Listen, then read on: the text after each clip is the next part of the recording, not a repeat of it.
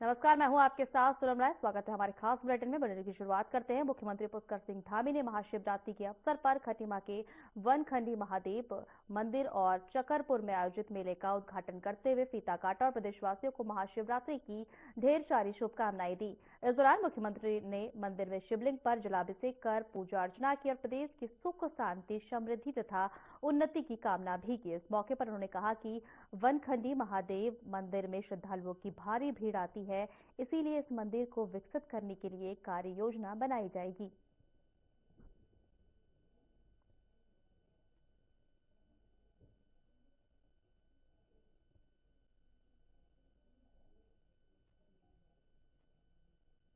उत्तराखंड की देवभूमि में स्थित भीमताल का प्राचीन भीमेश्वर महादेव मंदिर महाशिवरात्रि के अवसर पर श्रद्धा और आस्था का केंद्र बना।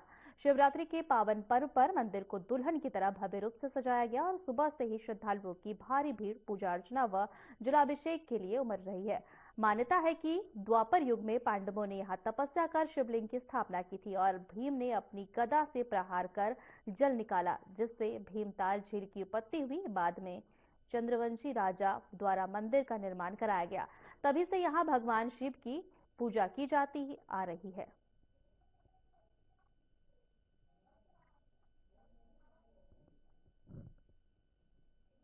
शिवरात्रि का पावन पर्व है।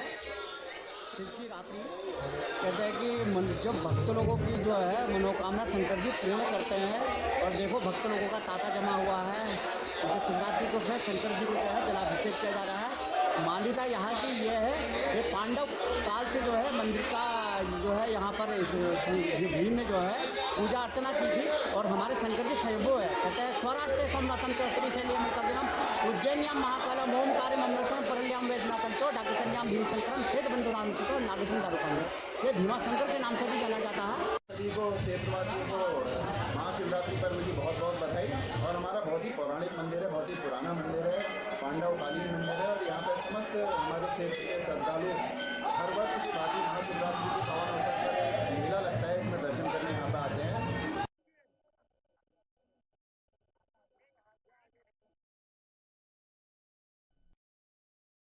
शिवरात्रि के उपलक्ष्य में रामबाग स्थित प्राचीन शिव मंदिर में सुबह से ही शिव भक्तों की भारी भीड़ उमड़ी। श्रद्धालु सुबह से ही मंदिर परिसर में भगवान शिव का अभिषेक करने पहुंचे। इस दौरान दूर दराज से क्षेत्रों सहित हरिद्वार से कांवड़ लेकर आए भक्तों को भी जलाभिषेक के लिए लंबी कतारें देखने को मिली।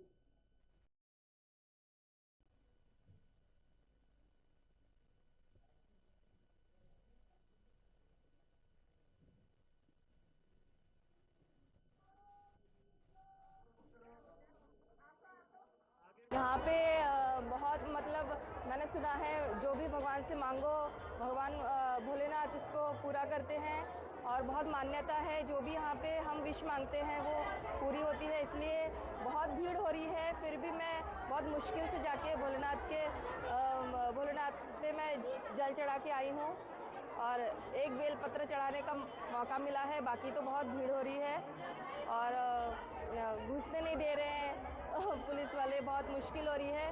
बट लोगों की श्रद्धा है कि इतनी भीड़ में भी वो मतलब इतनी धक्का मुक्की करके भी वो जा रहे हैं। ये भगवान की आस्था है, एक विश्वास है लोगों का। इसीलिए व्रत रख के लोग धूल में पैदल आके यहाँ पे कांवड़ियों के संग आके बहुत भीड़ है, फिर भी वो अपनी श्रद्धा से भोलेनाथ की पूजा कर रहे हैं।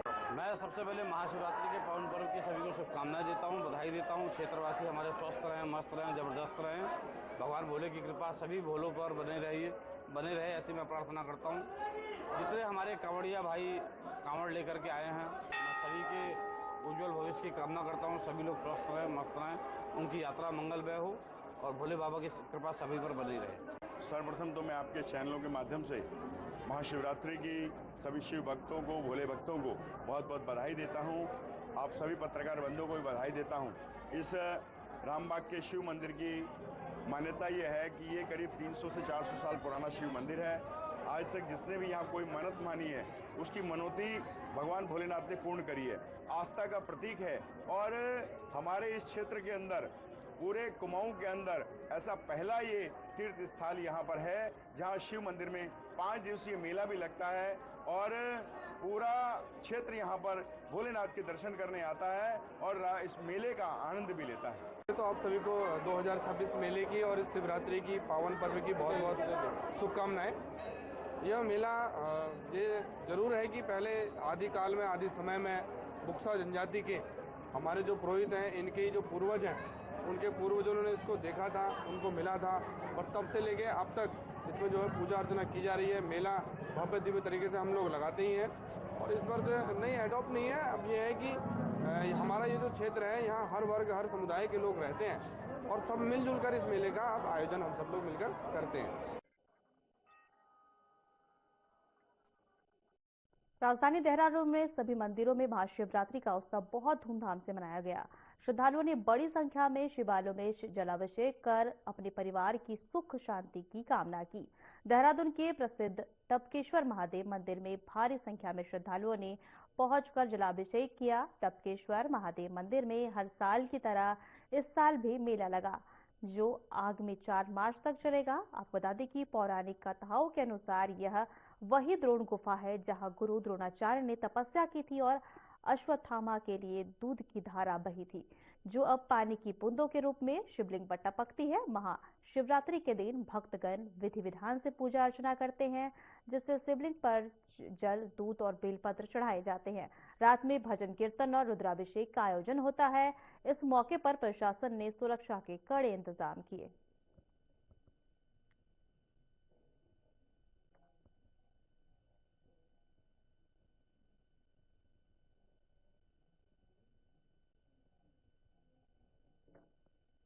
कोटद्वार की लाइफलाइन मानी जाने वाली लालढांग चिल्लर खाल सड़क के निर्माण पर सुप्रीम कोर्ट ने रोक हटा दी है, लेकिन इस मार्ग पर व्यावसायिक वाहनों के संचालन पर प्रतिबंध बरकरार रखा है। वहीं कोर्ट की 3 सदस्यीय खंडपीठ ने स्पष्ट किया है कि वन्य जीवों के प्राकृतिक आवास और उनकी सुरक्षा से किसी भी तरह का समझौता नहीं किया जाएगा। फैसले के बाद पूर्व सैनिक संघर्ष समिति ने गढ़वाल सांसद से सड़क को सभी प्रकार के वाहनों के लिए खोलने की मांग उठाई है।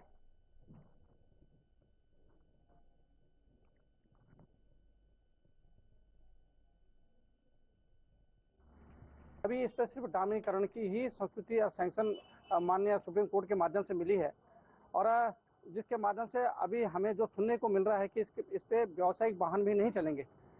कहने का मतलब यह है कि केवल और केवल इस पे प्राइवेट वाहनों का आना जाना होगा और जो गांव वहाँ पे 18 गांव जो हैं उनके लोगों के लिए ये रोड खोली गई है।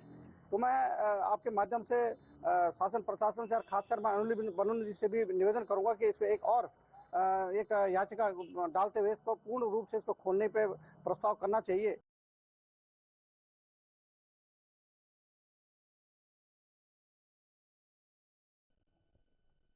देहरादून में बढ़ते अपराध, ट्रैफिक व्यवस्था और महिला सुरक्षा को लेकर उठ रही चिंताओं के बीच नवनियुक्त वरिष्ठ पुलिस अधीक्षक परमिंदर सिंह ढोबाल ने पदभार ग्रहण कर सख्त और संवेदनशील पुलिसिंग का संकेत दिया है। हरिद्वार के स्थानांतरित होकर पहुंचे एसएसपी ढोबाल ने कहा कि देहरादून उनके लिए नया नहीं है और वे यहां की चुनौतियों से भली भांति परिचित हैं।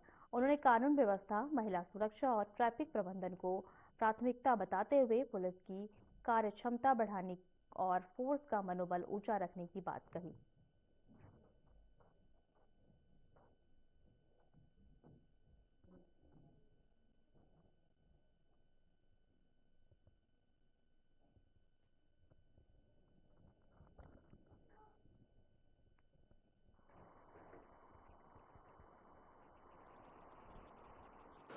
एज एन एसएसपी हरिद्वार से मैं यहाँ पर ट्रांसफ़र आया हूँ और निश्चित तौर पे देहरादून, क्योंकि मैं पूर्व में भी यहाँ रहा हूँ,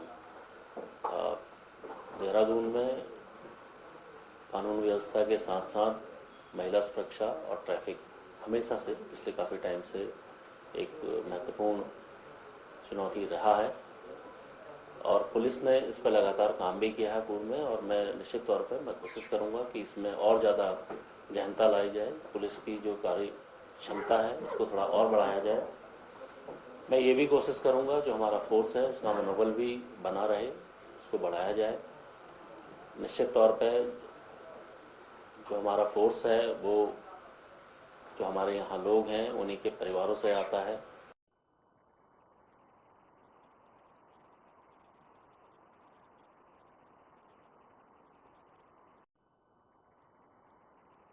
रुद्रप्रयाग के नए जिलाधिकारी के रूप में 2018 बैच के आईएएस अधिकारी विशाल मिश्रा ने कार्यभार संभाल लिया है। आपको बता दें कि इससे पहले वे गढ़वाल मंडल विकास निगम के प्रबंध निदेशक के रूप में सेवाएं दे चुके हैं। तो वही कार्यभार ग्रहण करने के बाद उन्होंने कहा कि जनपद के समग्र विकास, सुशासन और पारदर्शिता को प्राथमिकता दी जाएगी और आगामी 4 धाम यात्रा के सफल संचालन के लिए सभी विभागों के साथ समन्वय बनाकर प्रभावी कार्य किया जाएगा।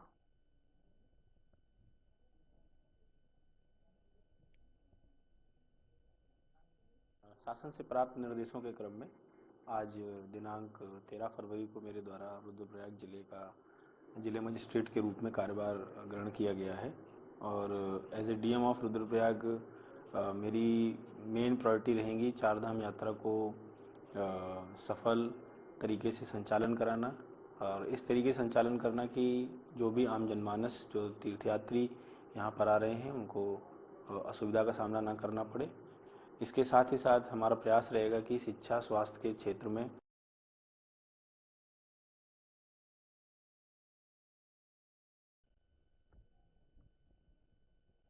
देहरादून में उत्तराखंड पुलिस की उत्तराखंड स्पेशल टास्क फोर्स ने बड़े साइबर परीक्षा घोटाले का खुलासा किया। आपको बता दें, कार्रवाई एमकेपी कॉलेज देहरादून में संचालित एक ऑनलाइन परीक्षा केंद्र पर की गई है। मामला एसएससी की मल्टी लेवल टास्किंग परीक्षा से जुड़ा हुआ है। जांच में महादेव डिजिटल सेंटर के सर्वर रूम के नीचे गुप्त नेटवर्किंग सिस्टम मिला है, जहां से असली आईपी एड्रेस बाईपास कर रिमोट एक्सेस के जरिए पेपर हल कराए जा रहे थे।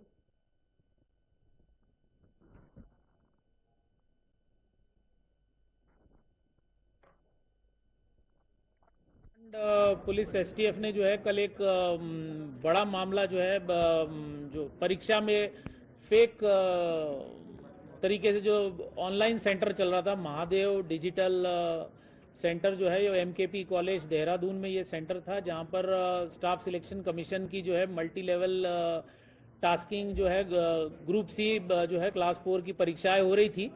तो इसमें किस तरीके से जो ऑनलाइन परीक्षाओं को जो है उसको फेक जो है आईपी एड्रेस को बाईपास करते हुए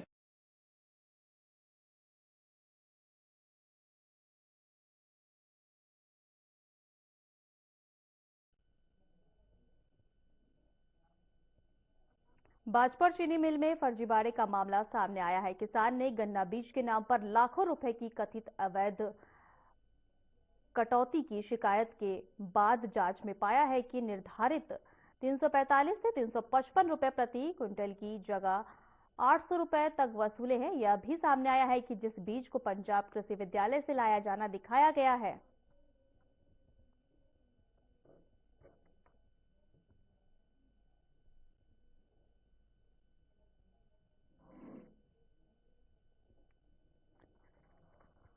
में गन्ने की डिमांड सोसाइटी में की गई, क्योंकि इसका नाम काफ़ी चल रहा था।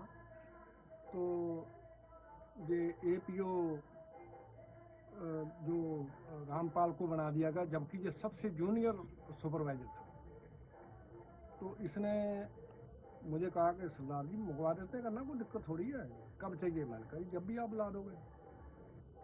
इन्होंने मुझे वो गन्ना दूसरे तीसरे दिन ही मुझे कहीं लोकल से लेकर दे दिया। मैं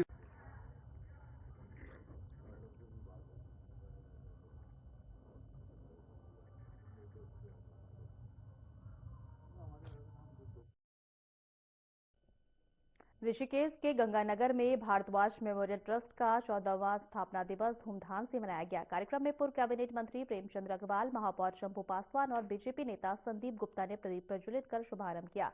इस अवसर पर 60 जरूरतमंद छात्रों को शिक्षण सामग्री वितरित की गई। वहीं गंभीर बीमारियों से जूझ रहे शिवेंद्र मनवाल और तरुण भारती को 11,11 हजार रुपए तथा विमल भट्ट को 5,000 रुपए की आर्थिक सहायता दी गई।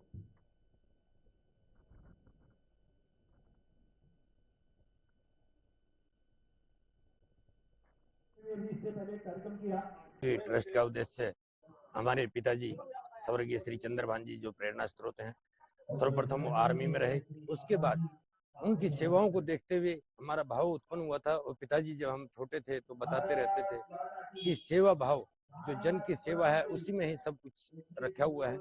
कि हम चाहते हैं कि अगर भगवान कहाँ है तो भगवान दीन दुखियों निर्धनों की सेवा में छिपा हुआ है। निश्चित रूप से ये 14वां उनका वार्षिक उत्सव है।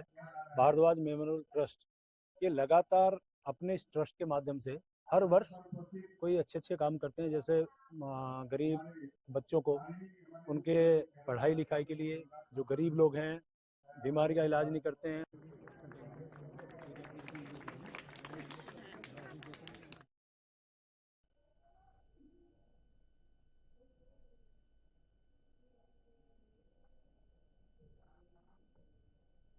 वक्त हो चला है छोटे से ब्रेक का।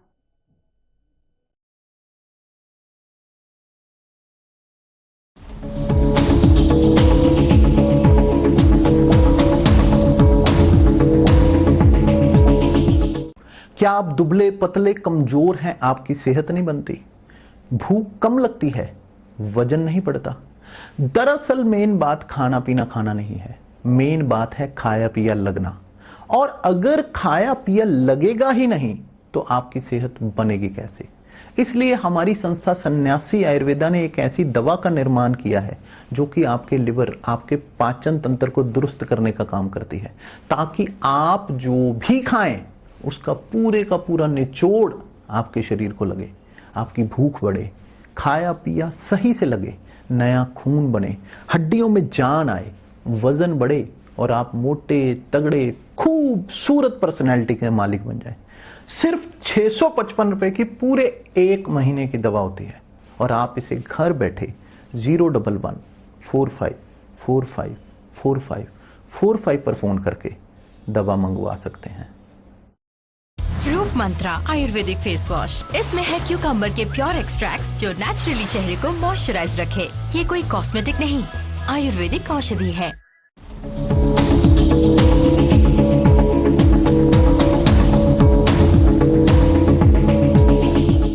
देहरादून से बड़ी खबर सामने आ रही है। चार धाम के कपाट खुलने की तिथि तय हो गई है। 19 अप्रैल से शुरू होगी चार धाम की यात्रा। आपको बता दें कि अक्षय तृतीया पर खुलेंगे यमुनोत्री गंगोत्री धाम।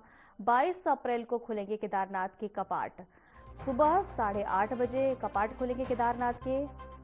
वहीं आपको बता दें कि 23 अप्रैल को बद्रीनाथ के कपाट खुलेंगे, जो कि सुबह 6:15 बजे खुलेंगे बद्रीनाथ के कपाट। एक बार आपको फिर से बता दें, सुबह 6:15 बजे बद्रीनाथ के कपाट खुलेंगे। देहरादून चार धाम के कपाट खुलने की तिथि जो है तय हो गई है। 19 अप्रैल से शुरू होगी चार धाम यात्रा। दौरे को लेकर सुरक्षा के कड़े इंतजाम किए जा रहे हैं। सुबह 6:15 बजे खुलेंगे बद्रीनाथ के कपाट, तो वहीं सुबह 8:30 बजे केदारनाथ के कपाट खुलेंगे। देहरादून चार धाम के कपाट खुलने की जो है तारीख तय हो गई है। वहीं दूसरी खबर की ओर बढ़ते हैं। उत्तराखंड की ग्रीष्मकालीन राजधानी गैरसैंण स्थित भराड़ीसैंण विधानसभा भवन अब लोक कला और संस्कृति का भी केंद्र बन रहा है। ऋतु खंडूड़ी भूषण की पहल पर विधानसभा परिसर में राज्य की पारंपरिक लोक कला पर आधारित पेंटिंग्स और पारंपरिक मुखौटे स्थापित किए गए हैं। यह पहल स्थानीय कलाकारों को प्रोत्साहन देगा।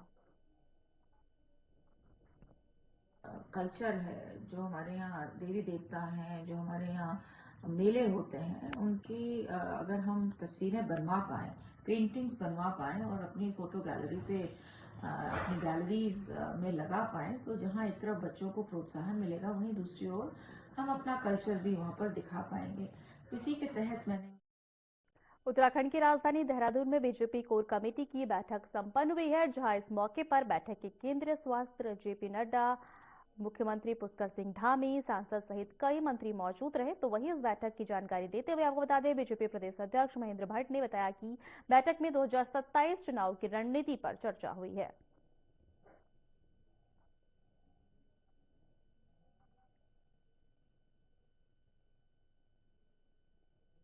अध्यक्ष और केंद्रीय मंत्री श्री जगत प्रकाश नड्डा जी आज देहरादून थे और हमारे आग्रह पर उन्होंने हमारे प्रदेश कोर टीम की बैठक में वो रहे। मुख्य रूप से 3 बिंदुओं पर बैठक में चर्चा हुई। सबसे पहले तो मैं नड्डा जी का हृदय से आभार व्यक्त करता हूँ। उन्होंने पिछले दिनों के कार्यक्रम और सरकार की गतिविधियों पर सरकार और संगठन की पूरी तवज्जो आई और ये तय हुआ कि आगामी दिनों के अंदर और अब गति से अपने संगठन के स्वरूप का विस्तार करेंगे। 3 महत्वपूर्ण विषय है। पहला विषय तो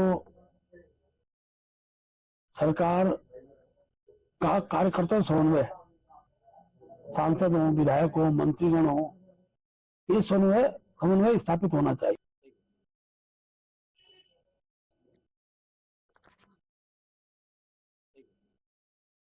देहरादून में प्रदेश की बिगड़ती कानून व्यवस्था को लेकर भारतीय राष्ट्रीय कांग्रेस ने पुलिस मुख्यालय कूच किया है। प्रदर्शन का नेतृत्व प्रदेश के अध्यक्ष गणेश गोदियाल ने किया है, जिसमें प्रीतम सिंह सहित बड़ी संख्या में कार्यकर्ता शामिल रहे। आपको बता दें कि पुलिस ने बैरिकेडिंग लगाकर प्रदर्शनकारियों को मुख्यालय से पहले ही रोक दिया है। इस दौरान कार्यकर्ताओं और पुलिस के बीच धक्का मुक्की हुई है।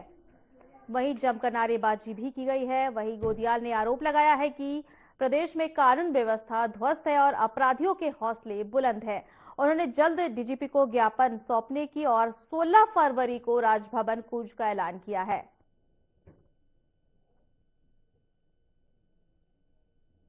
कानून व्यवस्था के खिलाफ पूरे प्रदेश के लोग बहुत ही आक्रोशित हैं और कांग्रेस पार्टी आज जो ये चेतावनी के रूप में हमारा जो असली कार्यक्रम है वो 16 तारीख को है, लेकिन जिस प्रकार से रोज इस प्रकार की घटनाएं घट रही हैं, तो आज चेतावनी के रूप में हम सब लोग पुलिस मुख्यालय तक जाएंगे और इस सरकार को चेताने का काम कर रहे हैं, पुलिस को चेताने का काम कर रहे हैं कि पुलिस अपनी जवाबदेही से मुंह न मोड़े और सत्ता में बैठे हुए लोग अपनी जवाबदेही को समझें और अगर नहीं।